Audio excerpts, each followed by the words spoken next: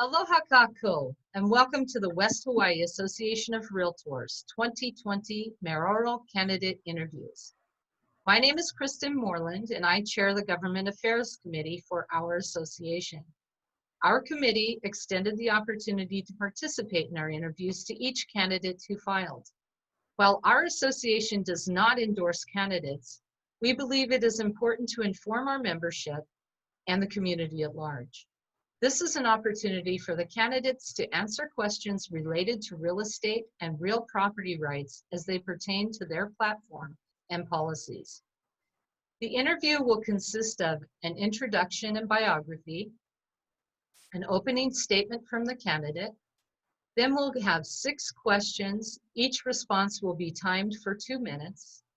We'll then have a summary statement and conclude our session.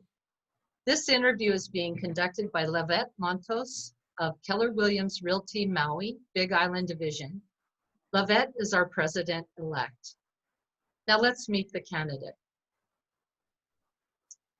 Mike Ruggles was born in Las Vegas and moved to the Big Island in the 70s when he was 20 years old. He is a 4th-generation Mason, and his father and grandfather built the Hoover Dam. His father was an Air Force Lieutenant Colonel and flew 26 successful missions over Germany. After the Air Force, he became a policeman in LA and Las Vegas, where he famously brought down multiple corrupt police departments. There was a movie made about his work called Shakedown on Sunset Strip. He later worked for the FBI. Mike's mother and grandmother were also police officers. Growing up, Mike was immersed in athletics, track, wrestling, and boxing. In 1969, he was Las Vegas Golden Gloves boxing champion, and in '74, he became the tri-state Utah, California, and Las Vegas wrestling champion. After high school, he worked as a professional mover and mason. Mike came to the Big Island upon the suggestion of his father, where he said Mike would fit in better. As an athlete, Mike sustained several chronic injuries and discovered the healing benefits of cannabis. In following the state's medical cannabis program, he became aware of the many flaws of our legislative and judicial branches of the government and how they systematically persecute chronically ill medical cannabis patients. He started a support group for medical cannabis patients called Alternative Pain Management Pu'uhonua Collective and became a longtime medical cannabis advocate. He graduated from Hawaii Community College with an associate's in liberal arts and human services. While pursuing a degree in chemistry at UH, he burned down his house burned down, and he used the money from his college loans to rebuild his house. At the time, he had 4 children, and he was living in a tent with his family. He did pay all of his student loans back. Working as a mason, Mike married and raised his family of 4 children in Fern Acres and Mountain View and have a small family farm. He raised 4 great kids who he feels have been a positive influence in the community. And he's deeply appreciative of the Big Island and how it not only gave him a fulfilling life, but his children as well. Mike wants to give back to the Big Island and help fix some of the serious problems that we're facing, like homelessness, drug abuse, corruption, the economy, and a large, inefficient government, to name just a few. He wants the judicial system to stop abusing the mentally ill and most vulnerable. As a small business owner, Mike has always supported a strong, vibrant economy and the business owners who work tirelessly to make our island economy thrive. At this time, I'd like to welcome candidate Mike Ruggles. Candidate, would you like to make your opening statement for 60 seconds? Thank you. Hey, aloha, Big Island, and thanks for tuning in. I want to thank these gals for providing the opportunity. We're going to have to make it short. We only got 60 seconds, but sadly, our island is the lowest turnout in voting in the nation. And so we really need to fix that. There's a lot of good candidates that have come out There's never been a more turbulent time in the state. We've never been in a bigger depression, and it's very important that we start spending our money wisely and stop wasting it on punitive things against the mentally ill and actually try to help them. So let's start at trickle up economics. There's never been a better place to do it than the Big Island, and there's never been a better time. So if we start trickle up now, I believe it could race across the nation. And it's something that they used to stop the last depression and something we could use now. Thank you. Was that a minute? Thank you, candidates. And now we'll proceed with our questions. Lavette? Oh, I am messing everything up. Here we go. Okay, go ahead, Lavette. All right, thank you, Mr. Ruggles, for that introduction. So our first question is on permitting. So in 2015, Department of Business, Economic Development and Tourism released a report for housing demand saying the Big Island needed 21,564 additional housing units by 2025. We are nowhere near this goal. Contractors cite on one of their biggest challenges is the time the permitting approval process takes. Our current permitting process is complicated by a lack of effective communication and procedures between approving departments. So what will you do as mayor to streamline the permitting process and install time limits for review?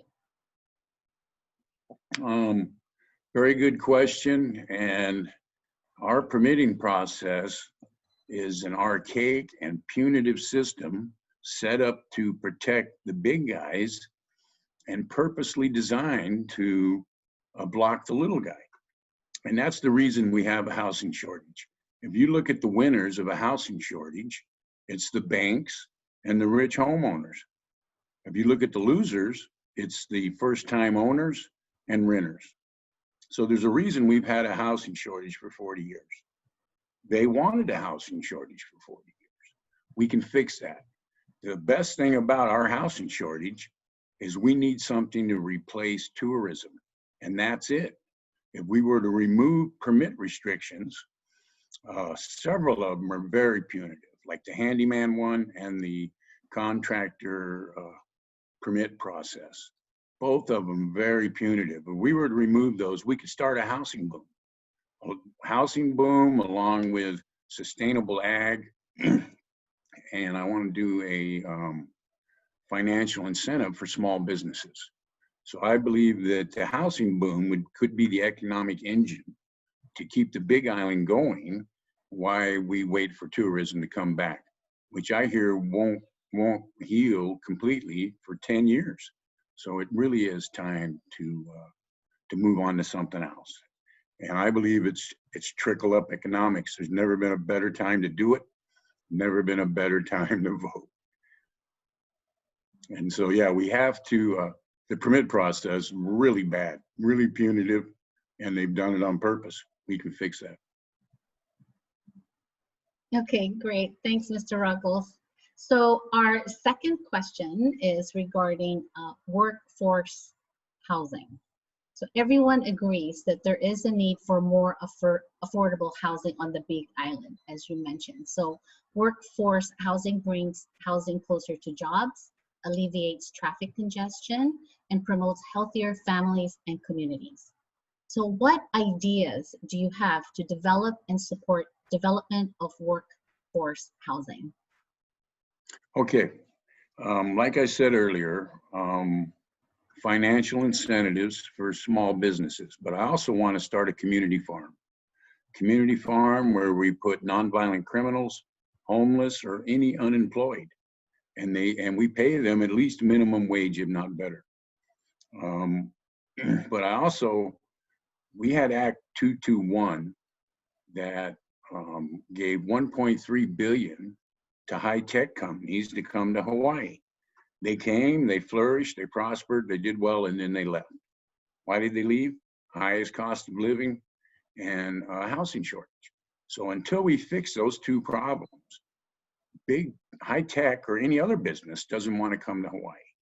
So we're going to have to fix that. And so if we were to take the same economic incentives that we gave to high tech rich companies and give those to small businesses, not in the form of cash, but in the form of labor vouchers. So now any small business can hire any unemployed person on the Big Island, and the county or the state will pay for that labor. Now this helps the small business recover, and it also helps the economy recover. This also reduces crime and homelessness and mental illness, because prison and drug rehab don't work. What works is hope and employment. So yes, no, we can fix all these problems. They're all connected. What we got to start using is empathy and compassion instead of, I don't even know what you'd call it, what we're doing right now, other than it's punitive and sadistic. It's not helping, and it's not smart. You know, we pay $400 a day to keep people in jail. If we were to just hire them for 80, look, you save 5 times the amount of money. So we definitely have to stop torturing people and start hiring them. Great. Thank you, Mr. Ruggles. Definitely empathy and compassion is a good thing. So our third question is regarding zoning. Now, this is a two-part question, and if I may just ask you the 2 questions and then go ahead and answer them both. So the first question is, what is your position on short-term vacation rentals in both non-conforming and resort node zone locations? And the second part to that is, do you plan to open additional properties for non-conforming use permits? My opinion, could you say those questions again? I'm sorry, someone just pulled us. Sure, not a problem. Go ahead. Okay, so the first question is, what is your position on short-term vacation rentals in both non-conforming and resort node zoned locations? And then the second part is, do you plan to open additional properties for non-conforming use permits? Yes, absolutely. And my position on that is, I believe because tourism won't be coming back for several years at current or at old capacity, the best way to handle tourism now is with small bed and breakfasts. I don't believe the hotels will be able to open profitably for several years. And it would be the best way to handle tourism because it'll be easier to trace them from a small business rather than a hotel. So in my opinion, until tourism reaches above 20 to 30%, we shouldn't even open the hotels. We should just have the small bed and breakfast handled. And so, of course, we want to open up more properties so that they can make money. We're going to be in the biggest depression that the Big Island's ever seen, because we weren't even a state during the last depression. So this will be the biggest economic downturn that the Big Island's ever seen. We're going to have to do everything we can to help small business survive. Thank you. Okay, great, thank you. So our fourth question is again regarding short-term vacation rentals, or what we call STVR. So with the COVID-19 restrictions, current STVR owners have not been able to rent their units. In light of this restriction, would your administration offer a complimentary extension to the current expiration of the STVR permits through the year end 2021? Absolutely, and that would be the least we could do. Because like I say, now I believe it's time to not only make it fair, because you got to remember, it's never been fair for small businesses on the Big Island. It's always been, what's the word, tilted towards big business. And so I want to do more than just make it fair. I want to tilt it towards small business. Big business is what COVID took out. It's now time for small business. If we actually start helping these people, you know, and to me, tourism, we want to have tourism back, but never at the level it was, you know, and instead what we want to do is start taking care of the people on the Big Island. So let's get the Big Island self-sustaining first. Once we're self-sustaining, then tourism will just be an added bonus. We won't need it, but we can have it. And so to me, when you don't need something, you're more able to handle it responsibly than when you do need it. See, currently, we need tourism, and that's why it's not being handled responsibly. Okay, great, Mr. Ruggles, thank you. A couple more questions and we're almost done. So question number 5, infrastructure improvements. So there are many areas of the island that the responsibilities of the county and state overlap, such as roads. So if elected, what do you propose to coordinate state and county projects? Okay, you know, this has been something I've been interested in quite a while, which is home rule. And we were the last state, and we were able to choose which state we wanted, constitution we wanted to adopt. We adopted Alaska's, and Alaska is a home rule state. The difference between a home rule state and a regular state is a home rule state has county initiative. See, Alaska didn't want Fairbanks telling Anchorage what to do and vice versa. There's no roads between them. We have no roads between our islands, so there's no reason Oahu or Maui should be telling the Big Island what to do. Currently, we're not following the home rule, even though we are one. I've had several legislators say, you know, and even Russell Ruderman, a friend of mine, brought up, hey, maybe we can write legislation for home rule. We don't need legislation for home rule. We just need to start following it. Like the initiatives, you know, an initiative is the direct will of the people on a single issue. And they invalidated the issues in Kauai on GMO. They invalidated the initiative on the Big Island on the lowest law enforcement priority. To me, this was a bad move, especially in a state, or I know the county only has 15% turnout on votes. So I think that's one of the reasons nobody's voting, is that they've lost trust and faith in the whole system. And so get out there and vote, people. There's never been a better time to vote. And let's fix this. And once we have home rule, you know, Hawaii should be able, the Big Island should be in charge of its own roads. Why does Oahu get to decide where our roads go? No, that's silly. And it's really not their Kuleana, it's ours. Okay, thank you for that. So here we go. Our last question is regarding taxation. So the primary source of revenue is the collection of real property tax. What other revenue streams do you envision, and how do you plan to balance the budget? Hey, that's a very good question. You know, to me, no matter who gets elected, they need to rethink the budget. I'm pretty sure the budget was passed before this COVID thing broke out. And so I believe there's a lot of money in there that we can put towards what I believe we need to do, which is economic incentives for small business. We also have to start our community farm. We gotta stop stacking 5 mentally ill in a jail cell. I heard one of the candidates say that when they let the prisoners down to just a maximum 2 to a cell, that because a bunch of them were back in within a week, that it was worse than the COVID. And I totally disagree. We gotta stop torturing people 5 to a cell. And if we don't come up with a better way of doing it, like a community farm, something like that, there's gonna be, with this economic downturn, we're gonna be shoving 10 to a cell here pretty soon. And I don't see any other ideas coming from any other candidates. We really do gotta make it trickle up, and we gotta stop torturing the mentally ill on the Big Island. It's not a good thing.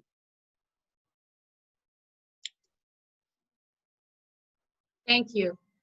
And now, candidate, we'd ask you to give a summary statement for 30 seconds. All right, 30 seconds. Like I say, there's a lot of changes needed. You know, whatever candidate the Big Island wants, they should vote for. Let's not let 8% of the population decide who our leaders are. Come on, Big Island, we can do better. Let's at least get up to 50% on the vote. 15 is bad. There's never been a better time to vote, people. Get out there and vote for the candidates you want, and let's bring some good change to the Big Island. thank you gals for doing this, and thanks for inviting me. Aloha, everybody. Mahalo, candidate Ruggles and interviewer Lavette Lantos, for your willingness to participate in our program. We wish you the very best on Election Day. To our audience, mahalo for tuning in. Don't forget that July 9th is the last day to register to vote in Hawaii. Primary election ballots will be delivered on July 21st for the August 8th primary, and the general election is November 3rd. Mahalo for watching, and most importantly, please vote. Aloha.